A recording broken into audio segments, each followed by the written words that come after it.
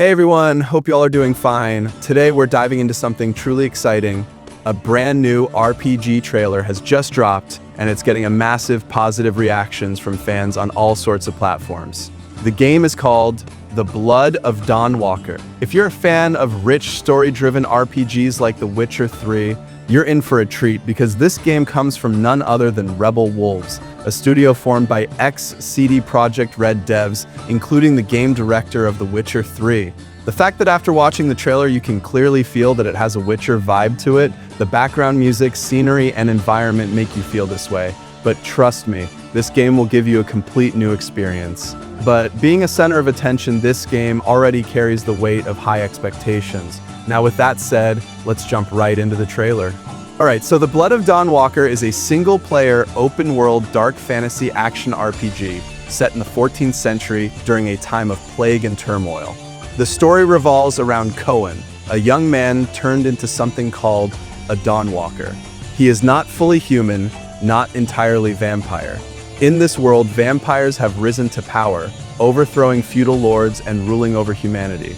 They've established a brutal system where humans must pay a blood tax, cementing their role as both protectors and oppressors. Against this dark backdrop, Cohen caught in a desperate struggle to save his family.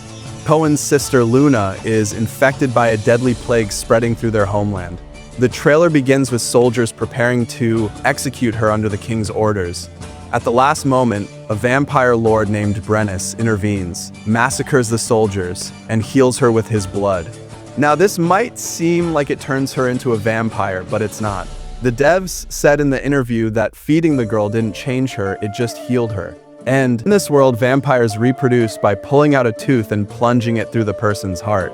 It's an interesting mechanic, and I'm excited to see how it works in the game. This moment sets the stage for the game's central conflict, as Brennus and his coven take Cohen's family hostage. With only 30 days and 30 nights to rescue them, Cohen must grow stronger and navigate a world filled with danger and difficult choices. The developers have confirmed that the game is a third-person action RPG where Cohen uses a mix of swords, dark magic, and supernatural abilities that evolve as the story progresses. What's cool is the day and night mechanic. Cohen's abilities will depend on whether it's day or night.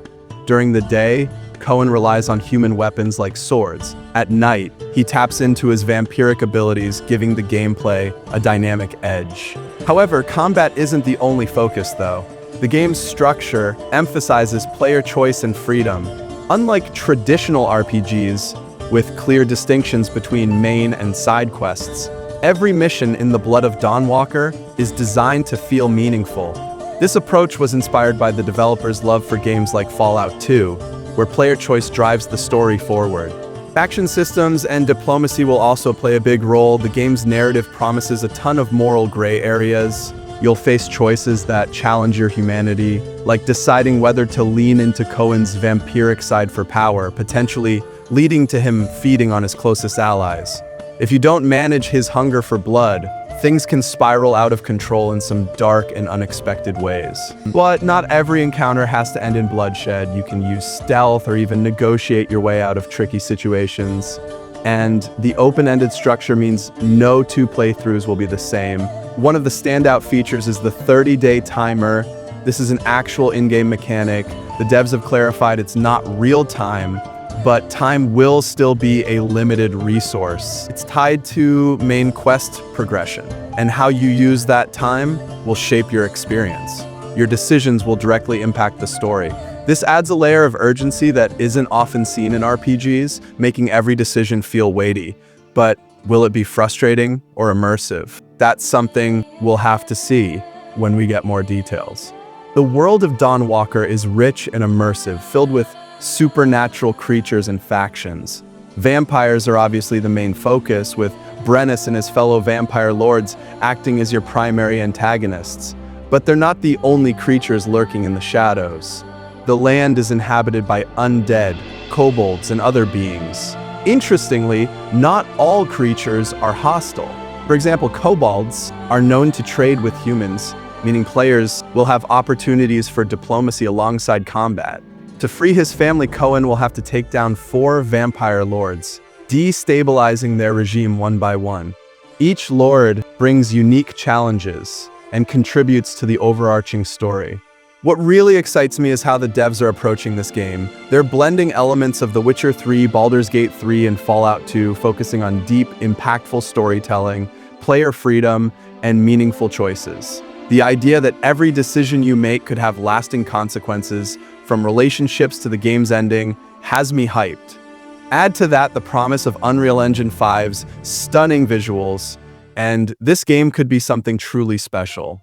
While details about the release date are still under wraps, Rebel Wolves has assured fans that a gameplay reveal is on the horizon, so we'll get a clearer picture of how all these mechanics come together.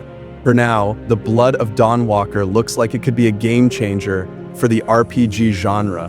If you're a fan of dark fantasy, vampires, and games that challenge your morality and offer deep narrative experiences, this is one to keep an eye on. I'll be covering this game in more detail as new updates emerge. So what do you think? Does the Blood of DawnWalker sound like the next big RPG? Drop your thoughts in the comments and don't forget to like, subscribe, and hit the bell for more updates on this game and other RPGs. Thanks for watching, and I'll catch you in the next one.